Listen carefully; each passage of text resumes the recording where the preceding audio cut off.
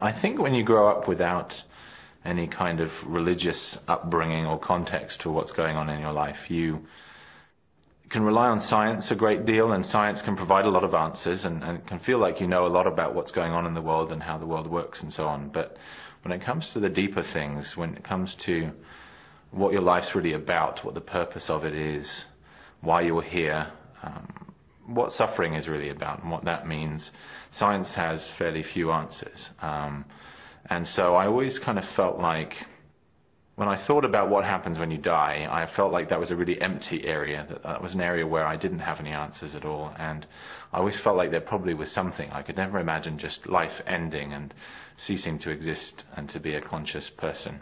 I had a girlfriend who was a member of the church, and she clearly believed in these things very strongly.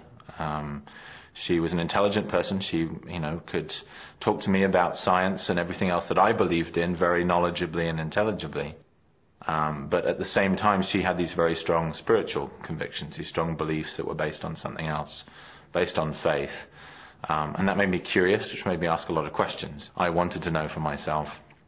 I wanted to be able to know whether these things were true that had been presented to me. And so I had to then go through the process of finding out whether these things were true, what they were first of all, but then whether I could get a confirmation through the Spirit that these things were true.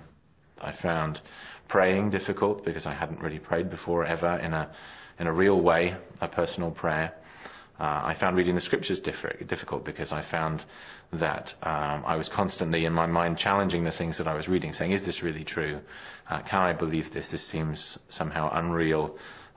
Could somebody have written this in modern times rather than it being an ancient record? And so I really struggled with the process, but over time I decided that I had to try that was the only way to get the answer. And so I had to stick with it. I had to stick with praying, even though it was difficult. But the way my mind works, once I had felt the Spirit confirming to me that some aspect of the church was true, then I knew everything else must fall into place as well.